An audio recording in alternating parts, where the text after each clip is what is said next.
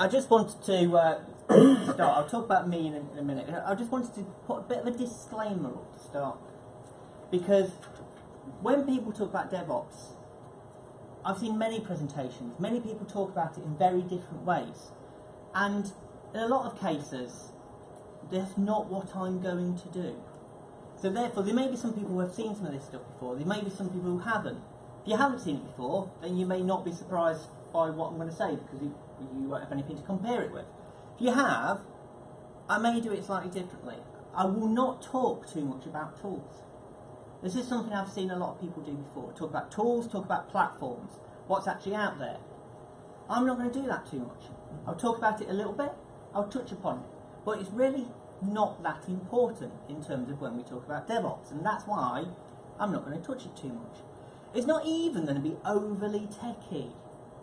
Well, considering talking to the BCS, that may be slightly concerning and slightly worrying as well, but there's a reason for that in terms of where I want to make sure we actually go with this conversation and get people to understand where this is.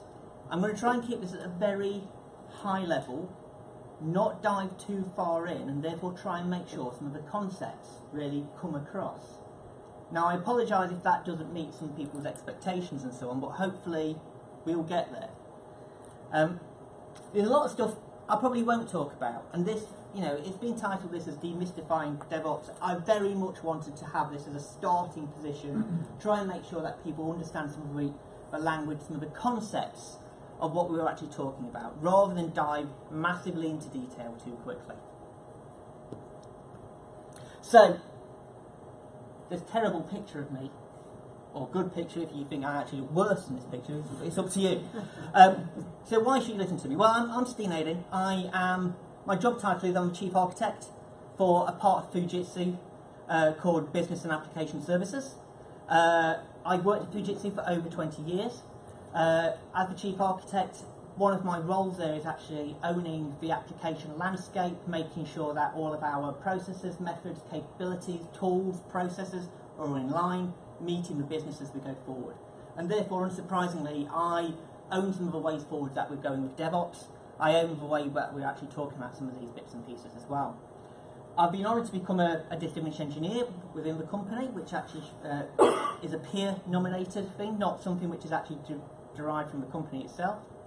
I've also, last month, I was very pleased to be named as the new president or CEO, depending on how you actually define it, because it's American-based, so I think it's more president, of CMAT.Inc., which is an organisation looking to actually define standards and ways forward on good software engineering. It's something we actually got a talk done with about 18 months ago within the branch as well. And I've just been made an Open Group board member as well. So for those of you who are aware of, or not aware of Open Group, they have the processes such as TOGAF, IT for IT, and bits and pieces like that as well in terms of where they have, standards and good ways of working within the industry. And of course I'm a member of the BCS, which is probably the most important thing at all in terms of actually validating what my credentials are. I wanted to understand where the audience were as a starting point. I'll start on the left, or your right. This book, The Phoenix Project, has anybody read it? Halfway through it. Right. Now, people will tell you, you'll read this book and it will change your life. It won't. I hope it doesn't. It's a good book. It's a good novel, but I hope it doesn't change your life, at least anyway. It's a good way of actually describing various bits and pieces and changes of ways of actually working. Because it's written actually as a novel. It follows a guy called Eric who actually goes and, basically he's landed in the ship, basically. He's given a job and he has to work out how he actually drives that forward. And therefore it tells a story in a very different way to most technical books. So it's a good starting point to actually read that and understand some bits and pieces of some of the methods and some of the ways forward. It probably won't change your life though. So understanding where we are. So let me get a feel. So who's never heard of the term DevOps before of the audience? Well, that's a good start. I thought everybody would have done to actually turn up. So who's aware but knows no more about it than that? So about 50% of the people. Who worked in a company or is part of something where you just started to take some of your first steps and actually use some of this in anger? That's another proportion of this. And who's using this on a day-to-day basis at the moment? And finally, and this one will warn me, who would consider themselves to be a DevOps ninja at this moment in time? That's good. Or it might not be, because I can't pass the presentation off to anybody else, therefore. So, and then on another field, who would say you work in the dev arena today? So you're working with the development side of things. And by that I would consider to be anything in creation of new product, driving new bits and pieces, and actually the creation of new. About 40% of people. Who would say they work in the ops side of the business in terms of the support and the day-to-day operation of things? About 30% of the audience. Who work in? So I've not deliberately called this DevSecOps, but who works in security? Because that's the other bit which is actually linked in here. A couple of people, and that means I can't be rude about security, unfortunately, as I go through the presentation. It can be a little bit rude. Implicit or explicit, we should be working implicitly in security. Very good point. And we'll talk about that, or may talk about that. So I think some people didn't even put their hands up there. So if you didn't, what other bit of the organisation do you think you work in? Working on 3. Yeah. Well, They're on ops. brilliant. So therefore you're working all 3. So yeah. Right. So one of the things which has then pushed people into this concept of DevOps is there's some reports which have actually come out, which has actually started focusing people's minds, especially focusing CEOs, leaders of organisations in terms of why they might need to change.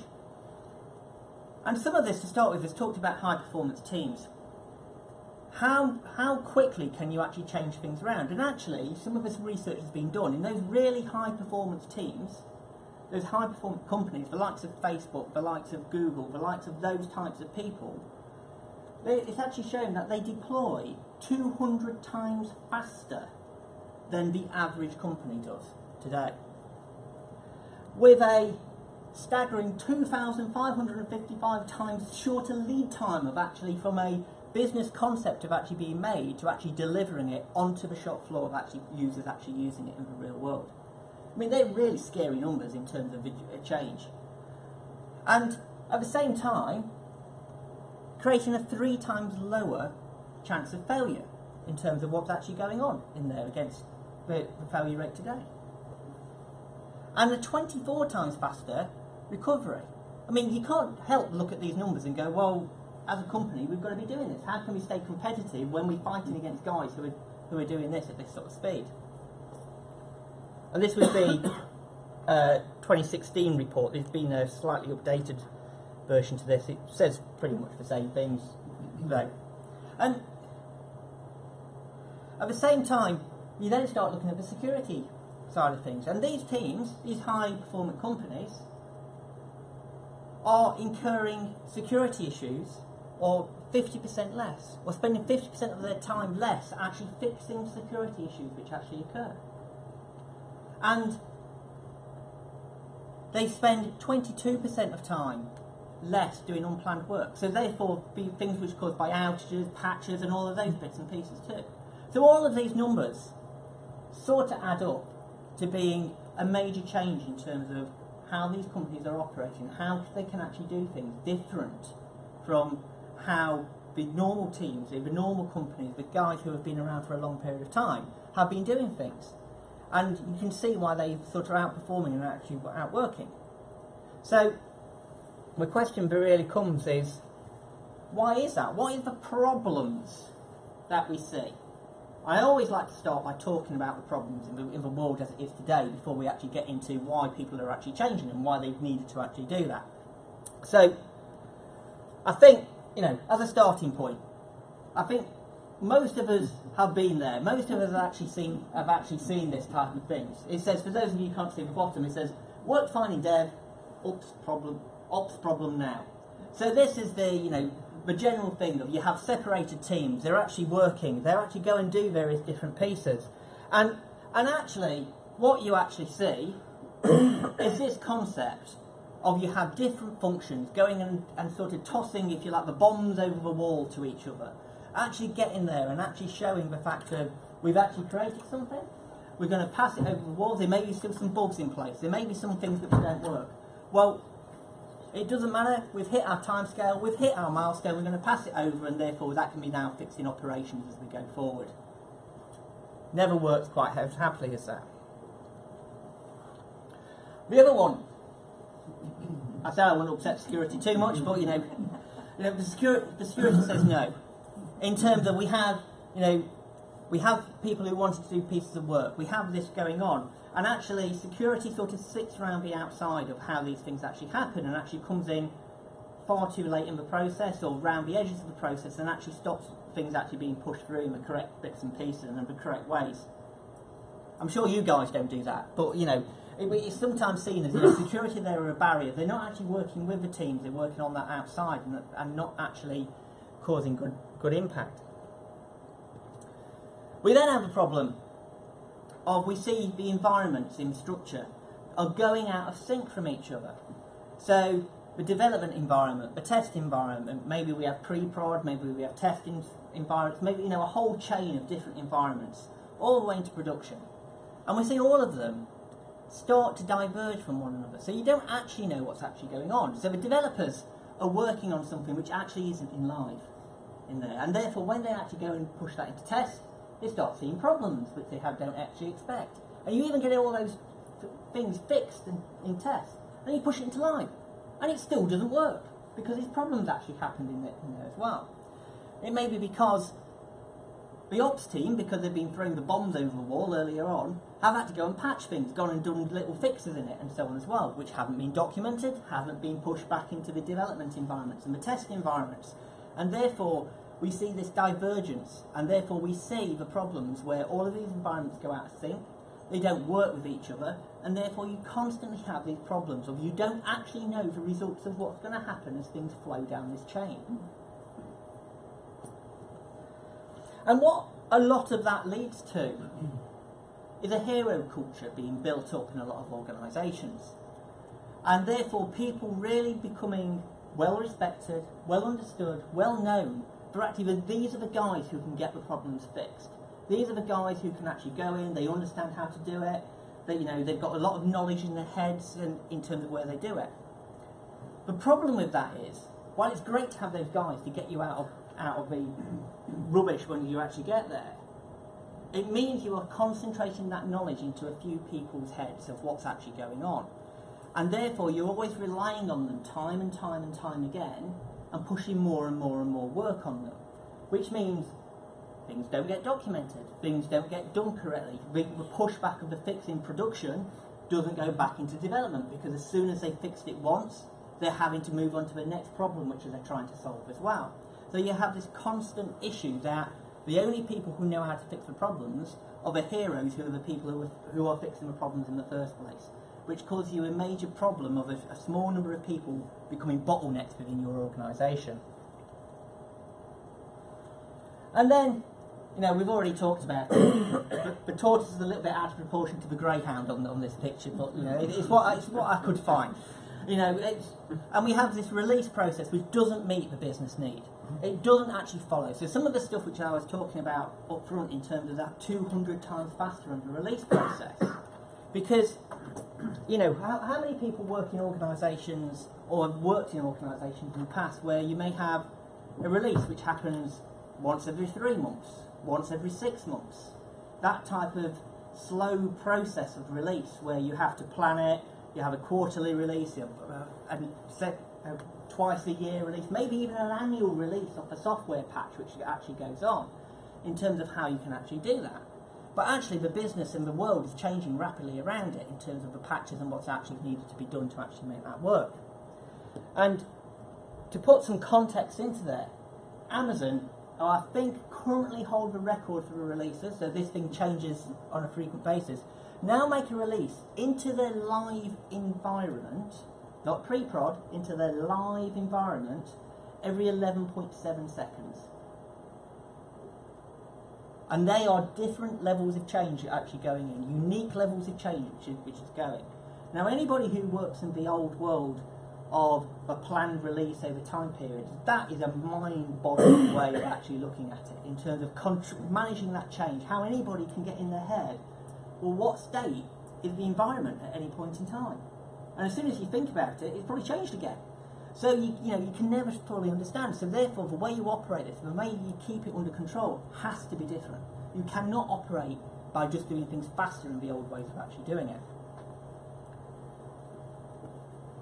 Now, the other thing to talk about is one of the things which is enabling some of the changing world as well, which is also an important thing just to talk about before we actually get into some of the detail about what DevOps is. And that is the fact of, over the last few years, we've come into a position where we now have software as everything. So people used to be able to go, well, I work in the infrastructure and therefore I can't work in an agile way, or I can't do things differently because I get a bit of tin, I have to build my bit of tin, I have to go and plug it into the network over there. That doesn't work like that anymore. You can actually build virtual servers, you can actually build them by software. You can actually deploy them in configurations using software. The network engineers may go, well, I need to actually build some routers, I need to actually create some wires, I need to plug all these together. Again, all that has changed. Network is now actually built out of software configurations as well. Okay, there's some proper network behind it, but in terms of a real configuration, now it's being generated on demand by software changes which are actually going on, changing all of this. This means some of the processes which have always been in place in some of the software development side of things is now being applied across the entire piece. And you name any part of the business, and there's probably now a software configuration of how that's actually driven to actually do that, from storage to network to servers, across the piece in terms of this changing landscape. So, I wanted to sort of set the scene of where things were before starting to talk about DevOps a bit too much. And we'll start with, the question, so what is DevOps? So what is DevSecOps as well? Because people have added security into this mix too. And one of the things is, if I usually walk into a room and ask 10 people, what do you think DevOps is? I will get 15 answers. And usually about 12 of them will not be wrong. Not many of them will be totally correct from end to end, and that's because a lot of it very much depends on your context, where you're actually looking from, what you actually think you're doing yourself. And that context is very important from what you're actually doing, and that doesn't mean anybody is wrong. What it means is that people are focused on what's making the difference for them at any one point in time. But you have to be very careful when somebody is saying, yes, I'm doing DevOps, I'm doing this today, or actually trying to fully understand of what they are actually doing based on the context of their work. The other thing is to very clearly say, it's not about tools. I speak to a number of C-level people, in my company initially as well, out in different customers, who basically go, right, we want to do DevOps. Go and buy a tool set and plug it in for us, and then we'll be fine. Then we'll be doing it, no problem at all. And unfortunately, it doesn't work like that. And I'll talk a bit more about that. And it's also not just about techniques. This is not something for the developers on their own. It's not something just for the software engineers or the security engineers. This is something which has to be embraced entirely across the whole company. Entire workforce of what's actually going on, from the people right at the top to everybody actually working within it. And we'll talk about that some more as well. So, the other thing is people talk about DevOps as something which has happened in the last couple of years. But actually, as I go through some of this, you'll probably go, well, I've heard some of this for many, many years. A lot of this is, I was doing that 20 years ago. I was doing that 30 years ago in terms of what I was actually doing. And I actually see the whole DevOps concept as actually a coming together of a number of concepts, a number of ideas, and plugging them together, so therefore they're actually being adopted at the same time. So some of the things which actually fit in here, going back well in time, we talk about the Toyota Kata, or the Toyota Way as it was called, in terms of how they actually adopted some of these ways of working into their manufacturing and engineering plants, and how they actually changed the way that their staff actually worked all the way across it. And a lot of that concept has been actually now built in to what has become DevOps. The concept of lean. Has everybody heard of lean? Something again which has been around for quite a long period of time, in terms of how you actually take waste out of processes, how you actually look at doing the things which are right at the correct points in time. Again, a lot of the lean concepts are now built into DevOps. Also, Agile came into being based on a manifesto which came out in 2001. The way in terms of how to do things in a more iterative manner and actually do that. A lot of those types of thinking are built into DevOps in terms of how that is actually driven forward. And again, a lot of those concepts come into play as we come forward. And the fourth one I'd say, which I've not actually written on the back, is actually there's a hell of a lot of common sense which actually comes in here too. There's some stuff in here which now is written down, which I look and go, yeah, I was doing that 20 years ago, actually getting the ops guy to sit down with a developer before it goes live. Wow, it's like, well, yeah, we always used to do that on successful projects, because it's like, well, it makes sense, doesn't it? You're going to put something from a development suite into the live, and you actually get the guys to talk to each other of what's actually going on and what that might actually do. Well, you'd be a bit mad not to do that, wouldn't you? It's amazing how many times that type of thing's been forgotten.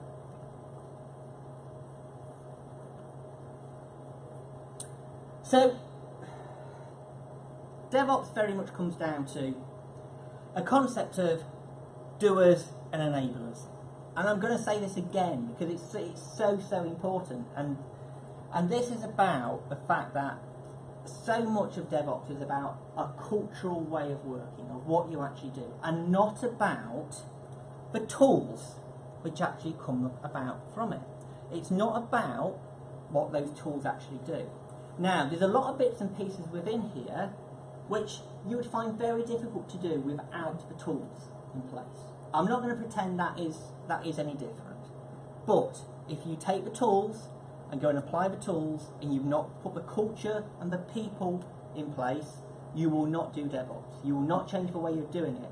You will have some tools which you're probably using in a very similar way to how you were actually using them before.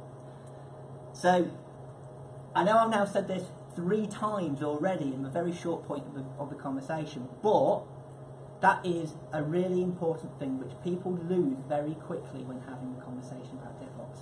It's not about the tools. The tools are there to enable the ways of working, not to actually be the ways of working.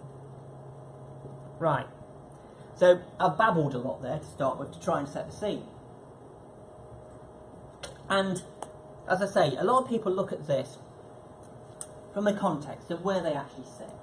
And a lot of the use cases, a lot of the ways that they actually come out of talking about on how they're actually defining this, usually breaks down into one of 3 user patterns actually in terms of what they're trying to do. And these are the things which really make up what DevOps is about. And it's referred to as the 3 ways of DevOps. So the first way, the purple box. So this very much talks about streamlining how that movement from left to right, from that dev to ops, along that process is actually working. Making sure that it's performant of what's actually going on. Making sure that no bugs, no issues are passed down the line and actually tracked as they actually go. It's also about making sure each step in the process is as efficient as possible.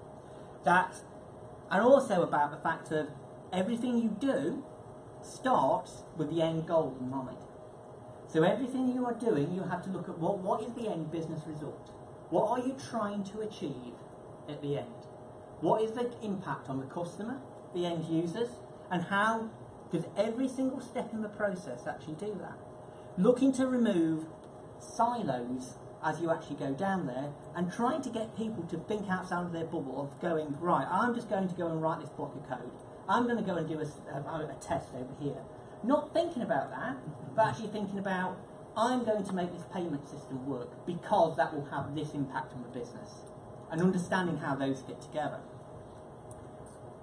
The second way is looking to build in feedback loops and to try and shorten those feedback loops. So this is about, instead of just going left to right, development into operations, actually going, well, what are we learning from as we're actually going down the process? How are we understanding what actually happens, and how do we look at that and actually drive some of that change back? So therefore we are constantly looking for, the next time we do it, how can we do it better? What have we learnt? How can we improve? And getting that constant feedback loop in place so it's actually working. And then the third way is to, and on the top level look of it, it just looks like more of two. And it is to a certain degree. But instead of just looking down the end-to-end process, actually starting to make each of those feedback loops shorter and shorter and shorter within all the individual functions which are actually happening as you go down the line.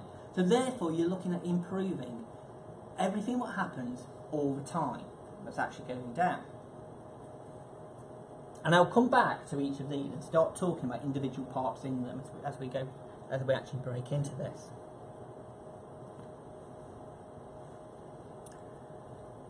We then, DevOps then comes down to 6 core principles in terms of things that you should always keep in mind as you actually drive down everything which is actually being done. So therefore you can actually look at some of this. The first one is, well, the first two, I'd almost link the first two together, is, I've already talked about it to a degree. So the first principle is that customer-centric view. So everything you do looks at who is the end customer, what is actually going on, how is this actually going to make their life better, what is actually there, and trying to get everybody within the team, everybody who's working on this, to actually look at, well, what is the impact for the customer? What is this actually going to do to them? How is my job, how is my function today going to go and actually change that? And actually encouraging people to actually challenge and go, why am I doing this? What impact to the customer will this have if I am actually doing this? And by asking that question, because sometimes they may just not know, and therefore they can be brought into the loop of what that actually is. Sometimes it may stop them from doing work which is actually not needed at all, by actually focusing, getting the whole team to refocus on what's important. And the second one is very much in that same sort of vein as well, looking at what the end goal is in mind. So the first one is very much looking at the customer, but the second one is, what is the end goal here? So I see this one as more, well, what's the impact for you? What's the impact for the company you're actually working for? So it may not be doing changes to the customer all the time, but it may be changing things and making it more efficient, how you're going to make more money, how you're going to actually do this. Why is that important from the whole end-to-end process? Similar sort of questions to be asked to actually drive some of those forward. The third one is to really empower people to take an end-to-end responsibility. So this throwing things over the wall concept comes to an end. You have to take a responsibility for what's actually going on.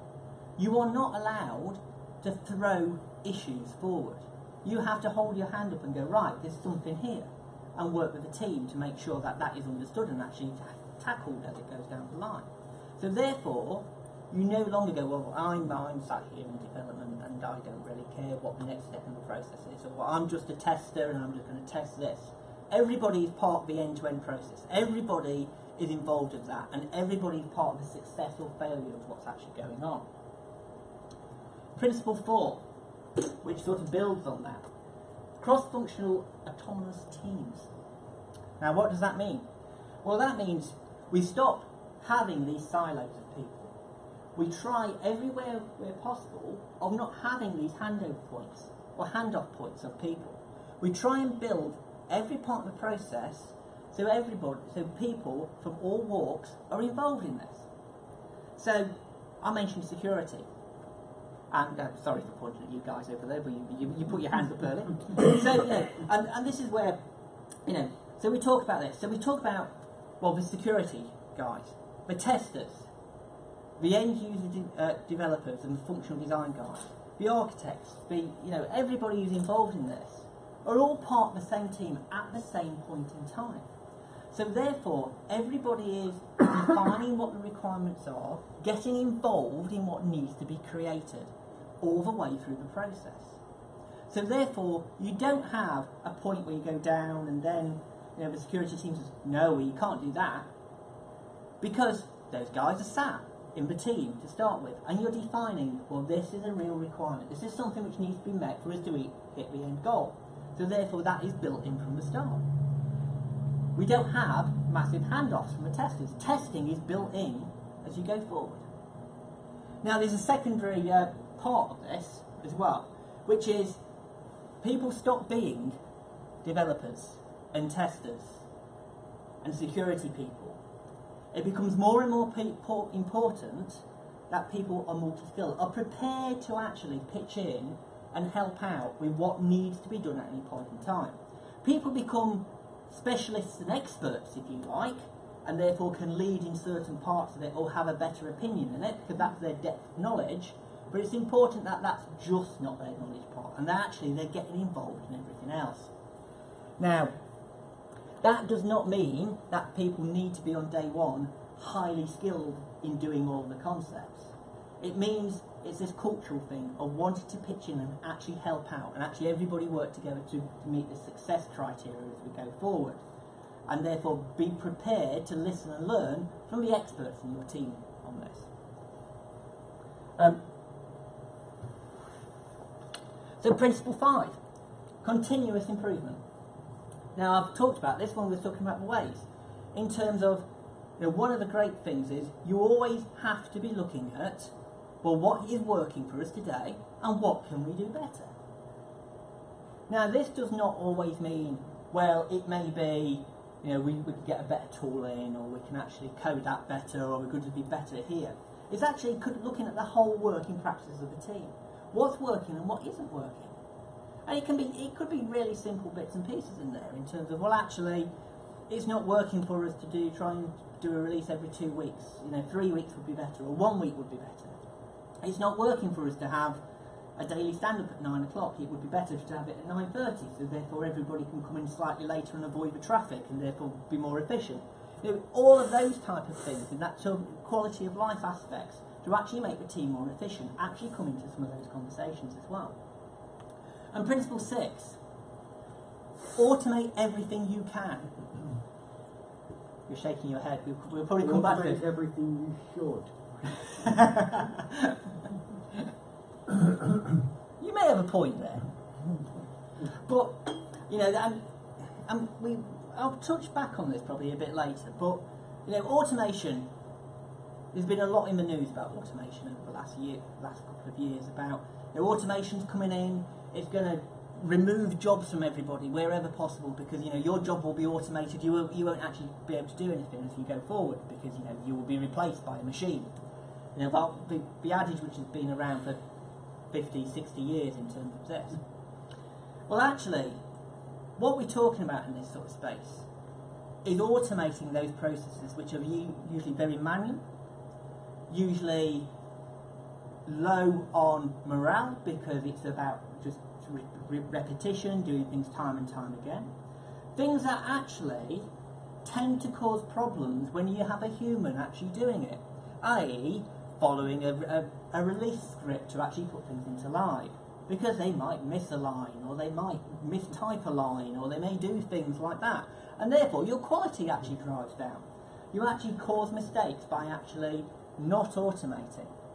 That way you can actually focus some of your human endeavour on actually the important things, the bits where actually real brain power is actually needed to actually do it, real decision making is actually needed to actually do it as well, rather than those manual processes where things tend to be able to go wrong. Right, I'm now going to do something very scary. I'm going to try and do a simulation.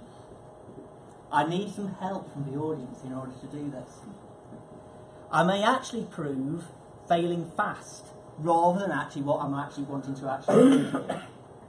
But I'm going to give it a go because I'm stupid. And and to actually drive some of the next parts of the conversation, I think it's good to actually show some of this and so on as well. So what I'm going to actually do is I brought in a little bit of Lego, which I've stolen from my son, and I'm going to try and set up and hopefully just a little bit of participation. And by the way, if nothing else has actually works out today, I found a great CAD tool for actually Lego building, which then actually defines things into and actually creates build steps for it. So if nothing else works, I've learned something today, which is really, really good. So whatever else happens, that's a positive. So I'm going to ask the 3 volunteers to actually set up what will be an assembly line. As I've already been shouted at by my wife today, it's not actually building anything really interesting.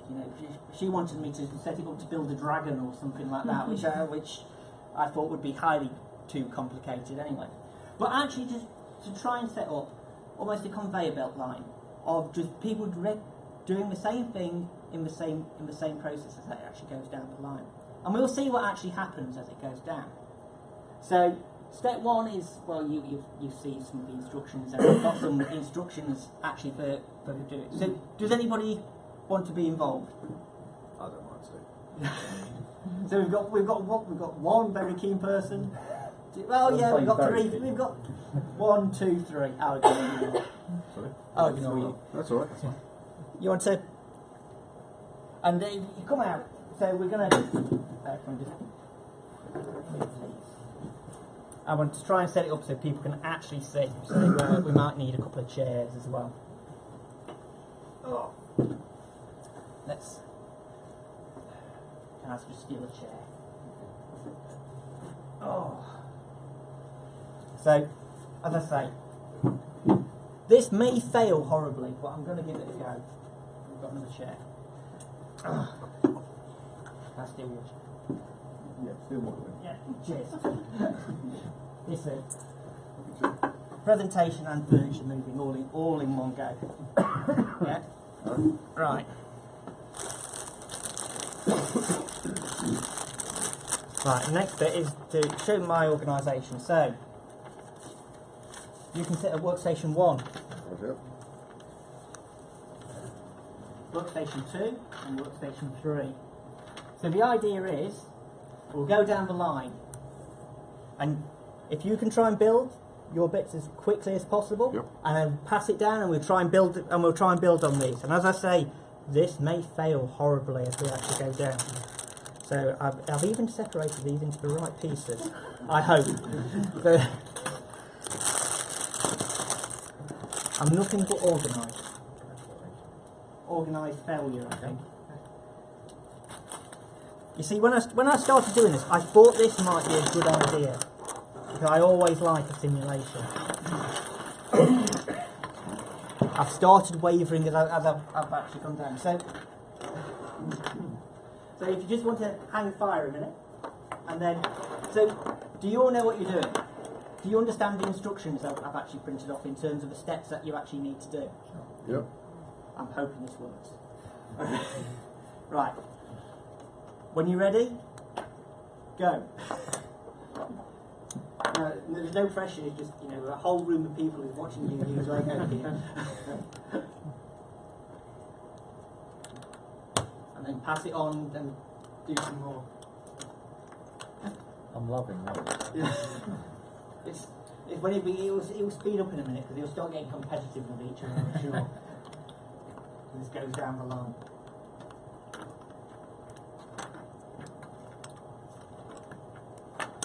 So, and you'll probably see from some of the displays, in terms of, like many parts of the process, the second part of the process is a little bit more complicated in terms of the building, which is actually should be going on at that stage. And therefore, we'll see how this actually flows down in terms of what starts happening over time. In terms of what.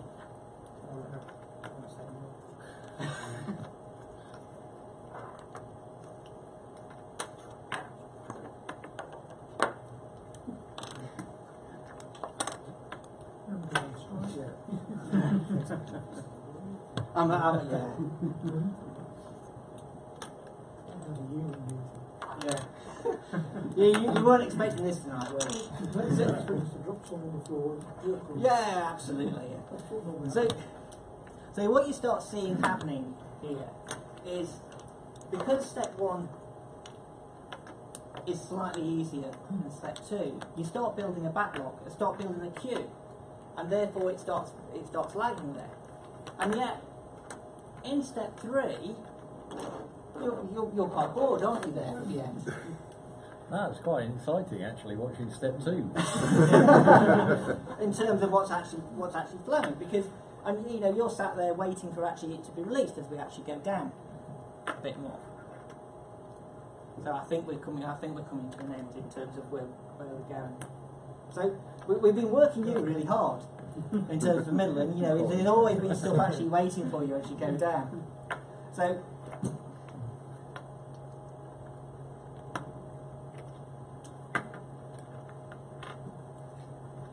Shall we just stop there? I don't think we need to complete them all. Thank you, guys. Thank you very much.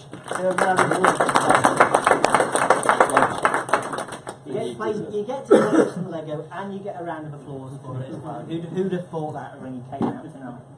So, I think what started happening there is we started seeing a flow actually go down. So in terms of different activities and what actually needed to actually happen. Now, what I want to do is talk about that in a bit more detail. Well, I'm forever fearful of missing a train. So I actually go and give myself lots of contingency. So I usually turn up at the station 15 minutes early. And then, usually on the tube, it takes about 5 minutes for a tube to actually turn up, which I can actually get on.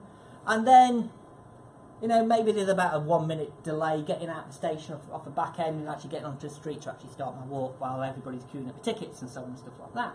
So really, if I'm planning to go down, it's about 3 hours because of the wait time which is actually in there. And now this, the wait time's not massive when we actually talk about this. It's only small parts. But as we started seeing with some of the simulation before we went on our break, it can start building up. And actually the wait time can become more significant than the actual time to actually do the job. And that end-to-end time can actually go up. If we'd have taken Workstation 1 and made it really, really, really more efficient by prefabbing it, it wouldn't have changed much of our time for end-to-end, because we'd have still got that delay on Workstation 2 which was going on. If we'd have made Workstation 3 more efficient, it wouldn't have actually changed our end time much. It's probably taken a little bit of time off, but in terms of the end-to-end, it wouldn't have really done anything. So this is a way of starting to identify, well, where is the biggest hurdle on what you're actually doing, so that you can understand what you actually need to be attacking and actually concentrate on putting your effort into the right places. And this is really one of the concepts of really DevOps when we talk about it, and really about lean and that element of really making sure you start identifying on where you can gain value more quickly. And this is where I start talking, I go on a slight tangent here, so bear with me. Yeah? And I want to talk about utilization. Who works in a company where utilization is king? That's very small. Wow. I wasn't expecting that. But, so therefore, I work in a company where utilisation is king, by the way. And so I want to talk about utilisation in terms of a beer glass. I quite like the beer glass. I even like the beer glass even more when it's being utilised. So you start with a glass, and it's a container. And therefore utilisation is good when you start talking about beer in beer glasses, yeah? So if you're 80% utilised, that's not great when you're talking about the containers of beer into a glass. You actually want it to be 100% utilised. So therefore you're maximising the container. You're actually using it to the fullest utilisation. And therefore that's how some people actually see how work needs to be done, because you're actually driving, if you're 100% utilised, you're making lots of money. You're actually creating that because you're busy all the time, and therefore you're being charged out, you're doing stuff. But what happens when the motorway is 100% utilised?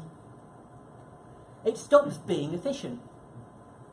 And that's because it's not about capacity, it's about flow. And it's about things going actually down this in the correct way and being able to do. So as we saw the example, we'll be able to take things and actually drive it forward. It becomes really important to actually start getting things. Now, how, as individuals, do you think you work best? When you're actually treated a bit like the glass, to be filled up to the maximum limit wherever possible, or like the road where you can actually get the best flow actually going down. Now I know I'd quite like to be treated like an empty glass and filled to the top with beer, but I know how efficient I am when that actually happens to me.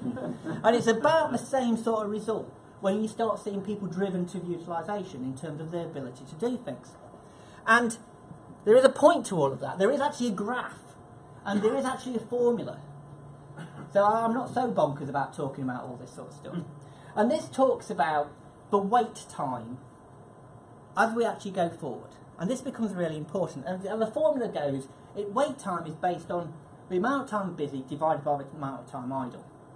And wait time, we don't define a unit of wait time in here.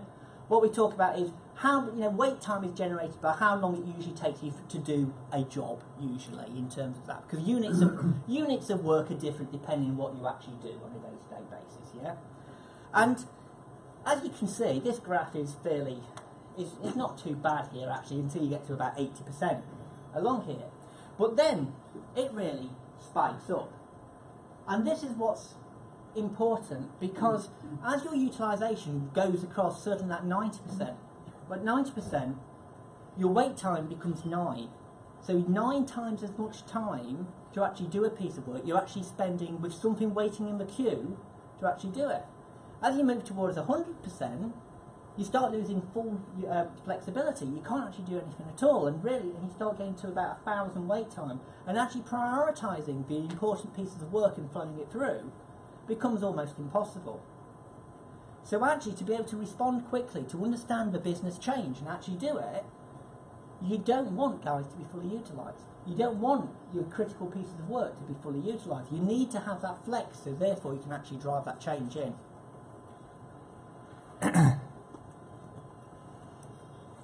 We then talk about, well, how can you actually make some of those workstations better? And I use the term workstations here because some of this comes back down into the old manufacturing way. But if we start thinking about software development and create systems development in that same sort of way, of where we have groups of people working in teams, actually creating software, testing software, and doing various pieces of work, you still have those fundamental blocks of people passing things actually down. Or, we talked about breaking those up, but how will you actually go about doing that? And what you need to start doing, so we've talked about that wait time and reducing that, but actually within the process, you need to start looking at, well, how do you make those processes more efficient every single time? How do you get away from this thing I talked about earlier, of this hero, of actually there, you've got a guy, something comes in and you get your best and brightest who goes, right, I'm going to do this, I'm going to work out how it's actually done. Which is great the very first time something happens, you've got a new problem which comes in. But once you've got repetitive work, it's not very useful. I mean, if you're going down a car plant and you're going with your tyres and you're going to say, how am I going to attach this tyre to this car? And you're trying to change that every single time of, I'll use a nut or I'll use an elastic band. That's not going to work, is it? That's not going to be efficient. So you need to start driving up the efficiency curve as you actually go here. And that's, to start with, the very first thing which is important is to identify that block of work. That's that repeatable block of work. What actually is that? Who's involved? Which members of a team are actually involved in there? How does that actually do? What's the start and end of that process in terms of where it goes? You then need to go, well, where are we from this identified? How is it actually operating today? Are we at a point where we're just doing it ad hoc and we've just got some guidance in place, some loose guidance? That may work for you, because it may be a point where you need a bit of brain power, you're doing something different every single time. But usually, the best thing is once you've actually done that, you start getting it documented. You start getting that understanding, that way of working actually defined, of how that actually works on a case-by-case basis. And if you start getting into it very repeatable, you start then putting it through automation. You actually make it automated of how it's done. So therefore, it becomes repeatable, and you have no mistakes which actually get driven into there as they actually go forward.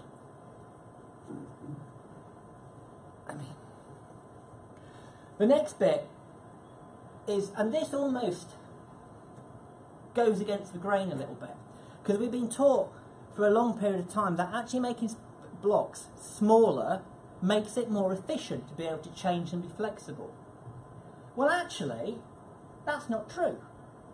Because once you start introducing the concept of wait time into the processes, in terms of how often things actually sit there and don't actually work, and you're waiting for different people to pick it back up, actually starting to combine these things together, where you've got that continual process, and you can automate it, and you can have a documented process, actually makes it more efficient, because you can take something from start to finish further down that line, and actually drive that change. It almost goes against the thinking of how some of us have been taught in terms of making things smaller and more flexible, but actually it starts driving efficiency because you've got those identified processes. And you only need to start getting those breakpoints where there is real decision trees of something different needs to happen on different things as they actually go forward. Now, I have to be very careful when we start talking about documentation. And it's amazingly important when we talk about DevOps and the process that one of the things we have to drive home is everything needs to be documented. We need to actually define what's happening at every single point in time. Now, I've spent a long time working in the Agile world and now into the DevOps world. And there are a number of people who always flag up the fact of Agile, DevOps. Well, this means I'm working in an Agile way, so I don't have to write anything down anymore. I'm doing it Agile, so I'm doing it however I want to actually do. I'm doing DevOps, so I'm making it up as I go along. Actually, no. Actually, it's more important that it's actually documented, because one of the main things is collaboration and sharing with teams. So therefore, you're getting away from that hero culture again, and everybody has the information at hand to be able to do the pieces of work. What it doesn't mean, though, is you go and create a 100-page Word document, which nobody would ever read anyway, and therefore goes away from the concept of sharing knowledge. So therefore, having nuggets of information, using things like wikis and capabilities like that, is really a good way of actually doing it. So people can find the information quickly, update the information quickly as well. So you've not got an ivory tower of knowledge, and people can add to that collaboration as you actually go forward. But documenting what's happening is really critical. And anybody who goes, you don't have to document anything anymore, I'm working DevOps, I'm working Agile, needs to be taken outside and shot, quite frankly, because they're adding to the problems of the world. We then talk about the concept of business-driven development. Is everybody aware of business-driven development? Small number of people, very small number of people. And a sort of a step in that direction is test-driven development within there as well. This is actually a very famous diagram, which you can look this up. It turns up all over the place, but there's nothing any better which comes out. So therefore, I steal something which actually works. And you probably can't read some of this from there, but it sort of goes, how it was described by the first user, and then the thing which is glowing with the comfy chair is how it was sold by the business consultant, how it was documented, how it was charged to the customer, and we've all sort of seen that, I'm sure, in terms of how the world, in terms of how it actually goes with different people's aspects. Now, business-driven development is about changing the way that you start your process. So instead of going in with lots of technology-based requirements, which you're trying to meet, actually, again, starting from that point of understanding what the business outcomes are, and actually starting to create those requirements based on those business outputs. And therefore, you are only creating things to actually meet that need. And you are creating test scripts at the start, so therefore everything you actually do gets automatically tested against the business criteria. And you try and automate that down the process so you understand how far along the business need you've actually made it. Now, it's a whole subject in its own right, and therefore I'm just touching the surface of some of this. But it's a really important concept when you start talking about DevOps, because it's about changing the starting point where everybody comes from, in making people sit down and understand what the business outcome is. Actually write the requirements, not in it must have 3 buttons over here, it must do this, it must do that, but actually defining what happens to actually make it successful from the business. Understanding what those bits are and actually creating that in such a way that you have those outcomes defined. And you can have, and I'll mention a tool here. So you can bring in tools like Cucumber. And Cucumber is a really interesting tool actually, because it actually changes the way you actually spec the requirements up front. And you write the requirement in English, or almost English, and it then translates it into automatic test scripts in terms of what the end result should do. And ultimately tests what you actually do as the guys actually go down. So you've got a dashboard of how much of your stuff have you actually created and how much of it is actually being done. It takes a bit of practice to actually get it done and actually get it working, but once you're there, it changes the whole mentality of that whole end-to-end process of what's actually being done, and actually making sure any changes coming in actually work along that basis as well. So, another one of my simple diagrams. So we then talk about automating the release chain. Now, this comes back down to some of the things I was talking about earlier as well, in terms of making sure that you have consistency of what you actually do. So automation isn't just about driving out waste in terms of manual process. It's about making sure that everything is done in the correct way. So what we should be doing is every time a change is actually being done and it gets checked in, that change actually gets done, it automatically runs the unit tests on it, some of the things we've been talked about. Therefore, it's tested automatically. You've got a result which actually tells you what's actually going on straight away. It's then automatically integrated into the pre-prod environments in terms of what's actually going on. And then maybe overnight an auto test happens into those environments to actually make sure the integrity is still working. And the frequency of these tests and so on, you can define on what actually works for you. If we're talking back to some of the Amazon concepts earlier, they work on a very different scale to most other companies. And then you also then release that into live, following those same scripts, that same automation. Now you don't have to do that, and I know a lot of companies at the moment are quite nervous about that auto release into live, and they actually put a firewall there and actually still get a human interaction to actually go, is it actually working? But actually we're finding that people are starting to allow that to happen a bit more frequently as well. But the important point isn't the frequency.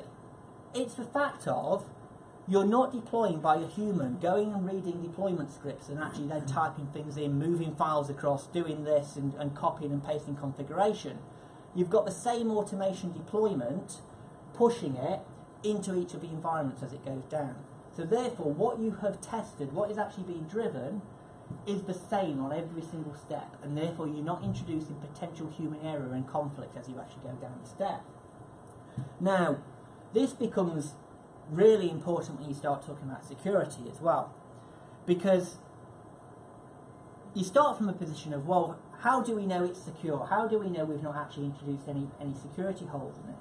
Well, if you start defining your tests in the right way and then getting that security checked from those tests, you actually gain more value by automating this, because again the human error element actually disappears, and therefore you're not forgetting certain tests. You're always automatically running them and making sure that these things are actually working.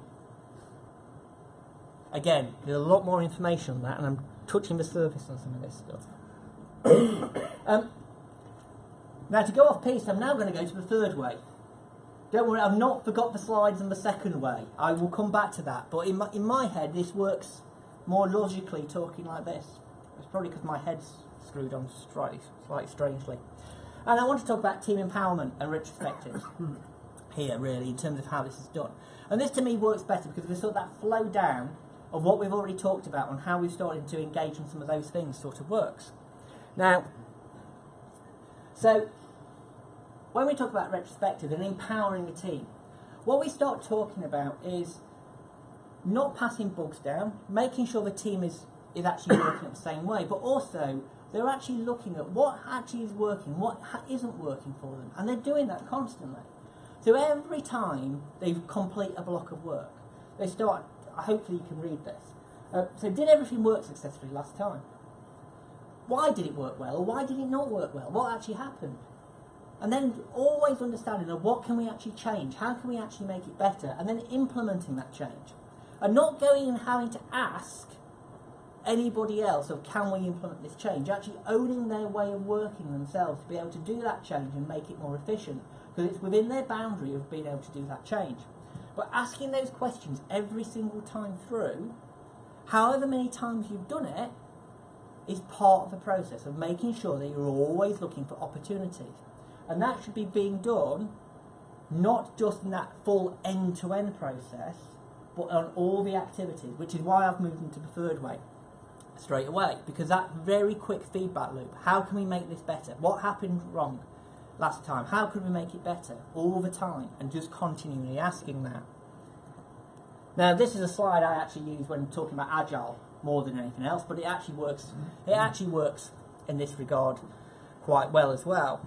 And we can ignore some of this actually, but what's really important in the Agile way of working, where some of this has been adopted from, is the fact of all the time you're looking at doing a demonstration. You're looking at actually creating a block of work which you can actually then show to your users and actually look at what's actually working yourself.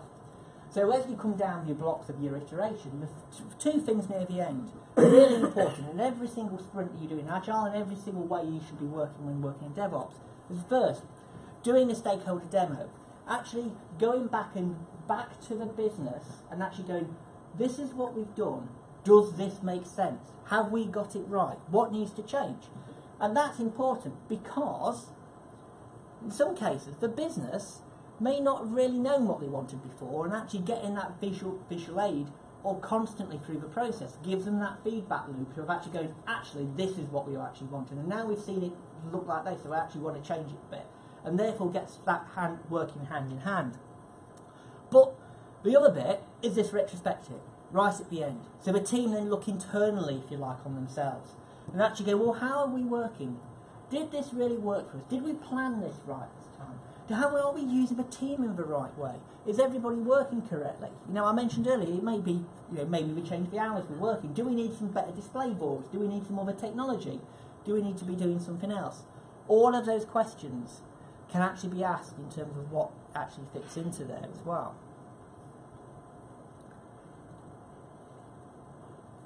So, I'll then bring it back into the second way as well, and then we'll still touch upon some of that third way of talking and working as well. And the second way talks about creating a looping process, shortening and amplifying the feedback, which we've sort of touched on as well, and removing the lines from the DevOps and Sex as well, in terms of one of the really important concepts here. So, and I've already talked about this to a degree, in terms of starting to get that multi-skilled team of people together. So starting to break it down. So we stop going, right, we've got some developers we've got some architects, and we've got some designers who will go and create some design, and some business analysts who will go and do some views of that, and they'll actually pass it back in. Then the developers will go and do some development, then we'll get some testers in who will do some testing, and then the security guys will come and go and do some work as well. And we've got some platform guys who are doing some bits and pieces too. And actually going, right, we're not going to do that anymore. We're going to drive this forward together. So we're going to get a multi-skilled team. We're going to get a guy in from each of those areas, and the shape of a team very much depends on what you want to do. But we're going to get people who specialise in some of these areas. But we're going to have this working team. Everybody's going to pitch in. Everybody's going to try and help actually push this forward. But we know, this is our expert in security, this is our expert in testing, and those guys actually help push that forward. And it's about building that team, getting rid of the barriers, and getting those guys to actually talk to each other and work together on that day-to-day basis. So you're tackling the issues head on, straight away. So you're building in those automatic tests. You're making sure the security is built in and not a layer around the outside. You're making sure the platforms and resilience there actually fits in what's actually being coded from the software elements, and you can actually drive some of that forward. You then need to empower the team to make their own decisions. So some of the stuff I've just been talking about in terms of do they want to change their way of working, do they actually want to change some of their tools within a certain bounds, because I'd always say DevOps sort of talks about a team can pick all of their own stuff, but when you're working in a really large organisation, having some standard tools and standard ways of working to make training a lot easier, to make procurement a lot easier. So you want to make sure that people aren't just picking stuff because it's the flavour of the month, but at the same time, if they can come up with a good reason why they should do it, you should be empowering them to be able to make that change. And if they think there's something that can improve, you should be empowering them. And that means a bit of a change in terms of how their management and how the outside actually fits into it. Has everybody heard of the term servant leader in here as well? Some nodding going on, some shaking of the heads and so on as well. And this, again, it could be a whole presentation in its own right in terms of servant leadership. But this is a change. So in the old world, in the old organisation, we had the guys who had done all of their work, done it for years and years and years, sitting at the top of the company going, well, I always used to work this way when I was a lad, and therefore this is the best way of actually doing it. And they'd be telling the people lower down the stack of them, and this is the way you should be doing it, guys, and you should be managing this. The concept of servant leadership actually turned that fully on its head, because now the team are self-empowered. They're making decisions of how do they become more efficient. They're not waiting for somebody to tell them you should be changing the way you're working. They need to be making that change themselves. And therefore, the management's job, the servant leader's job, is to then knock down the barriers. So these guys aren't stuck going, well, we would make that change, but we can't get into the office until 8:30, and we all want to get in at 8 o'clock, or we've not got the tools to be able to do that, or we're being asked to do this admin spreadsheets over here, or we're doing that. Their job is to actually smooth the way for that, actually make sure that that team can actually drive forward and make the efficiency changes that they actually need to be able to do. So instead of management controlling the team, management is empowering the team and removing the barriers that they actually need to be able to do that. As I say, it's a whole presentation in its own right on how to actually do that efficiently.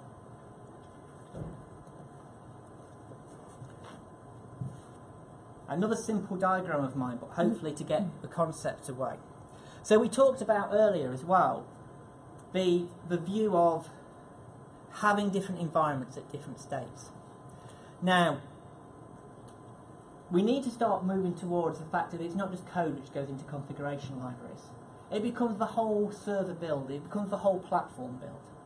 And if we had a lot of time here, we could probably have a massive debate about is containers the way forward, is virtualization the way forward, and so on and so on. Actually, I'm a bit agnostic to all of that, to be perfectly honest with you. They all have their places and their right spot on what actually works.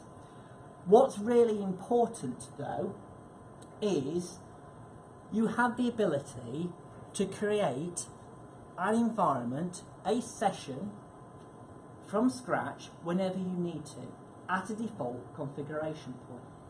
So, therefore, a developer comes along and goes, right, I need to create a new piece of code. The first thing they do is they get a development instance built for them. That's the latest version, which they can create changes on, which then can actually be brought back in. So their instance does not fit back into, the patches which have gone back into the production and been patched in that way. Equally, Every time anything is pushed out, that same process is used for the test, the pre-prod, production environment. So that same mechanism is always used. It doesn't matter if it's a patch into the system, a new piece of function release, a new piece of code, whatever it is, it all goes through that process of releasing back in. So therefore you have that consistency which actually fits into all of your environments. So you're not having little tweaks and nudges and so on across the environments which then throw out your whole process as you go forward. Again,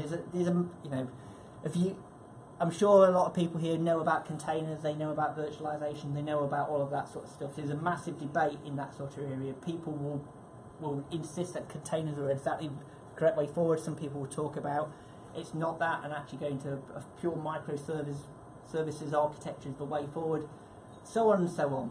All of them work in their own right in the right way, and I can talk to anybody a long time about that if you so desire.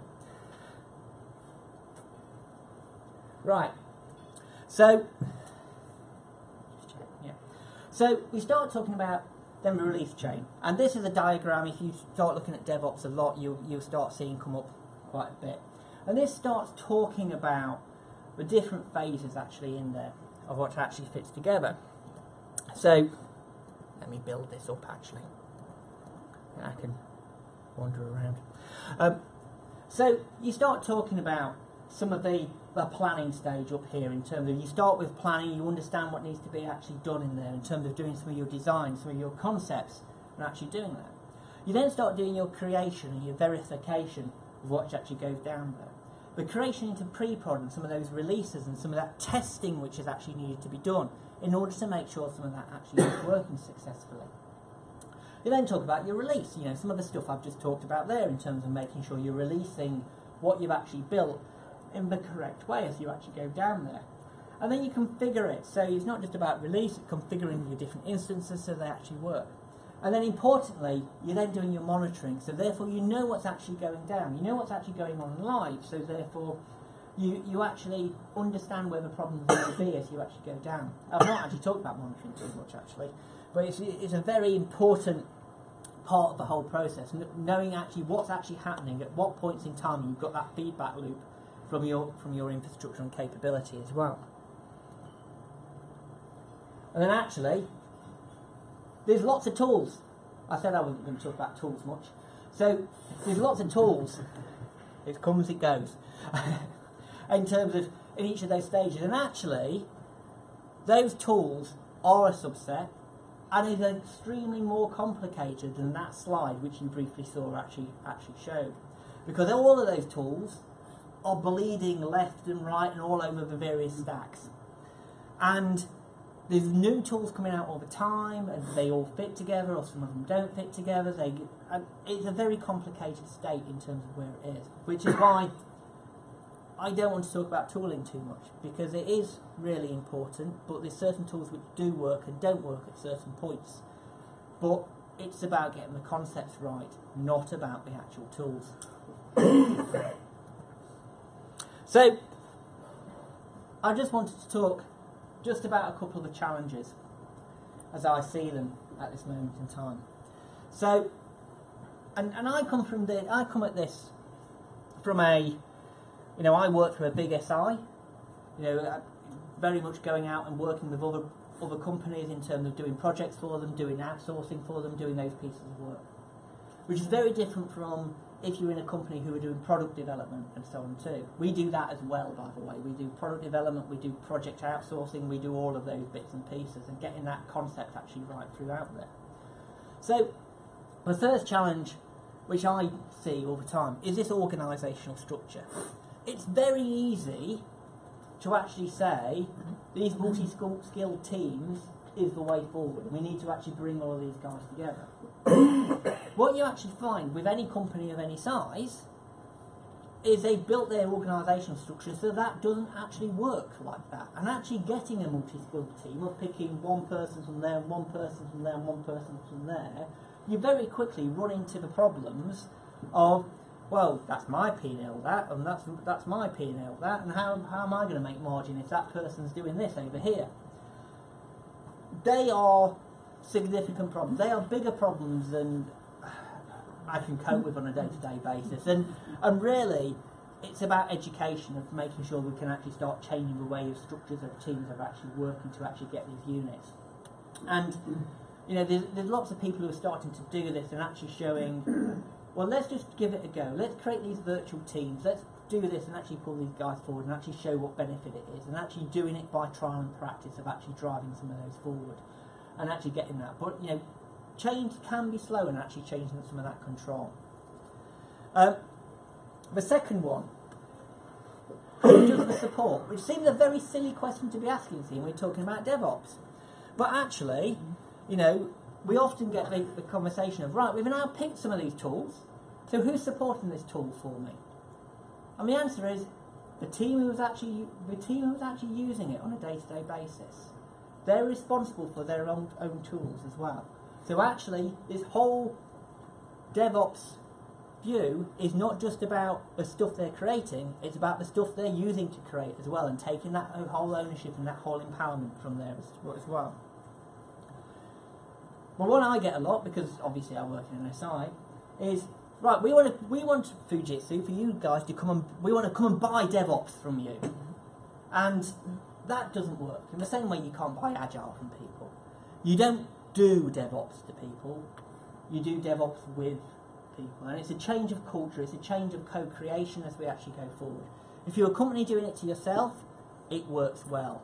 Once you start getting multiple companies in place, you cannot outsource this to somebody else. You have to embrace it. You have to make sure that everybody, all stakeholders, are absolutely committed to how this is actually working or actually got skin in the game. And the fourth one is the commercial constraints in it, which is everything comes back to money at the end of the day. Certainly, again, in the SI industry, you know, I've heard the questions before. It's like, well, if we do this, we don't get to charge the customer for a project and then for support, because you do your projects with your support team. It's like, yeah, that's the way the world is going. People aren't going to buy for you anymore if you actually go and actually do that as well. And it's about building those teams together. But you do hear those type of conversations, and I've heard those bits all the time in terms of, well, why should we do this? It's going to drive our money down. Well, having less money and doing it more frequently is more than not actually having any business going forward at all. So, my last slide, just a couple of takeaways from here as well. So, the important things is you need to look to optimise your whole end-to-end of your process. Look at where those waste elements actually are. Attack those bits which are really important to you first. You don't have to do everything all at once. Understand where the biggest benefit is and attack those bits first. Monitor and attack the delays, the wait time. It's really important. You know, that wait time is probably more important to you of actually failing than actually the amount of work which actually goes on in its own right. Make sure that you document, repeat and automate those processes as much as possible, so therefore you're moving to the left some of that capability, and therefore you get that repeatability, you get that consistency which actually goes down. Focus on the business benefits. Why are you actually doing this? What will it affect to the end customer, to the end business by actually doing it? Get people to ask that question constantly. What benefit am I actually doing, rather than just doing their job? Tools are enablers, not important. If you don't go away and understand anything else today, you'll probably have that ingrained on me saying tools are not important in part of this. They're just there to actually enable. You cannot just do DevOps by buying tools. And the last one is don't drink in DevOps. It doesn't tend to work for you as well.